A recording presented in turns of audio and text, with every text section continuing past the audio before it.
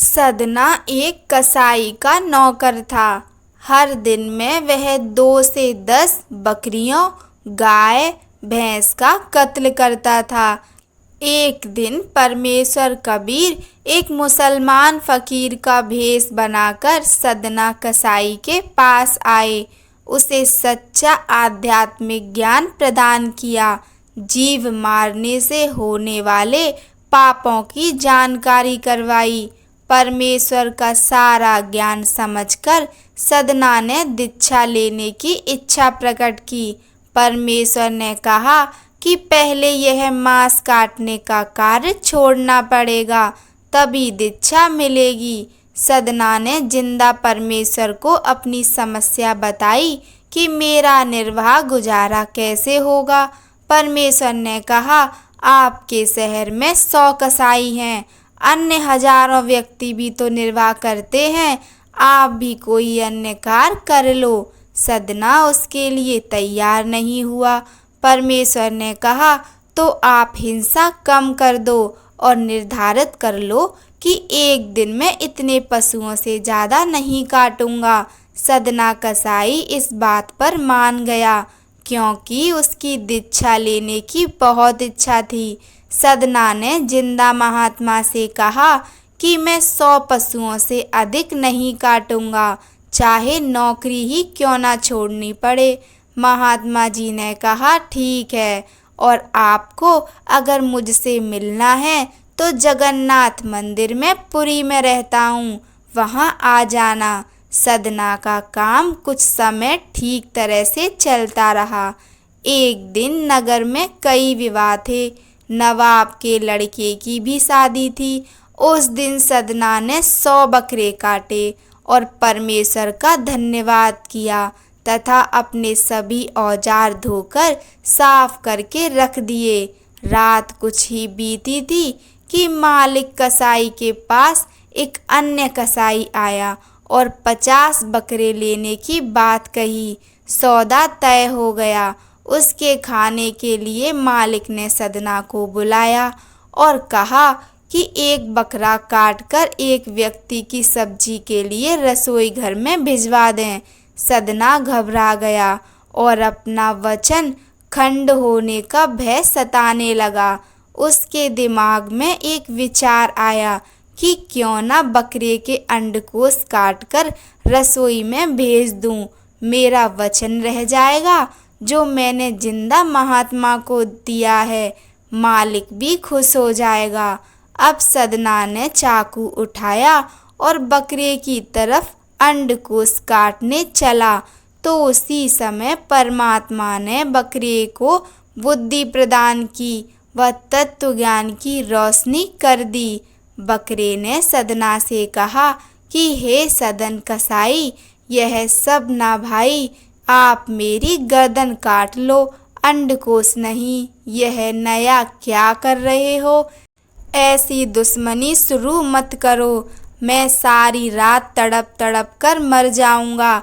अगले जन्म में जब तुम बकरा बनोगे और मैं कसाई बनूंगा, तो परमेश्वर के न्याय अनुसार मैं तेरे अंडकोश काट लूंगा। सदना के हाथ से चाकू छूट गया। वह थर थर कांपने लगा, बेहोश होकर जमीन पर गिर गया। मालिक ने रसोई से खाना लाने के लिए आवाज लगाई। रसोइये ने मालिक को बताया कि सदना ने मांस नहीं काटा। मालिक कुछ नौकरों को साथ लेकर सदना के पास गया।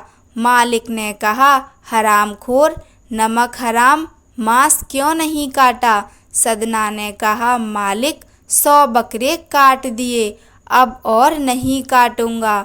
मालिक ने क्रोध में आकर सदना के दोनों हाथ नौकरों से कटवा दिए, नौकरी से निकाल दिया।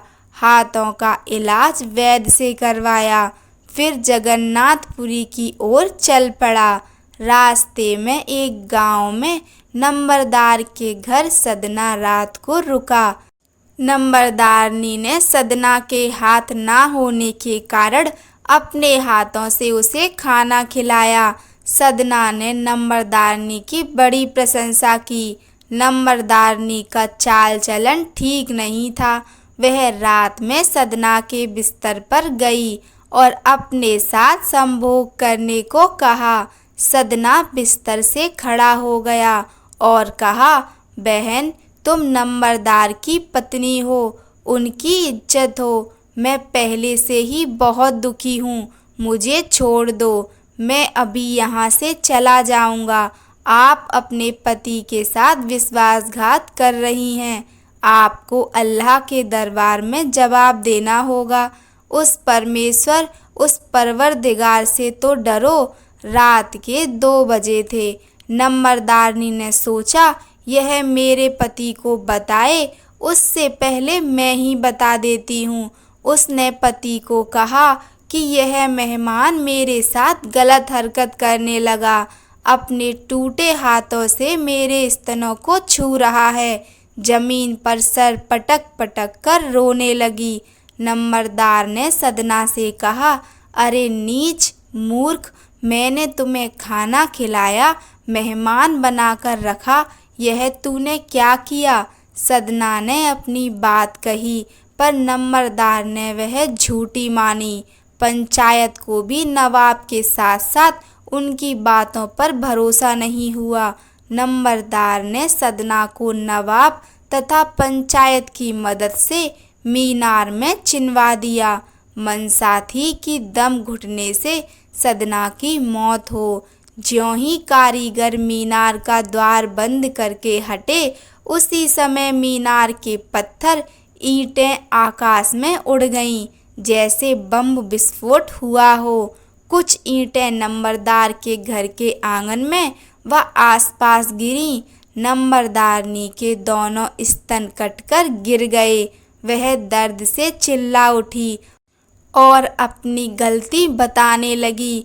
उसने स्वीकार किया कि उसने झूठी कहानी सुनाई। नंबरदार का सारा परिवार देखने के लिए मीनार के पास आया। वहाँ सदना भक्त आराम से बैठा था और उसके दोनों हाथ ठीक हो गए थे।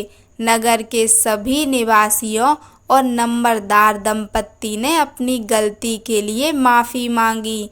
भगत सदना चुपचाप वहाँ से चले गए।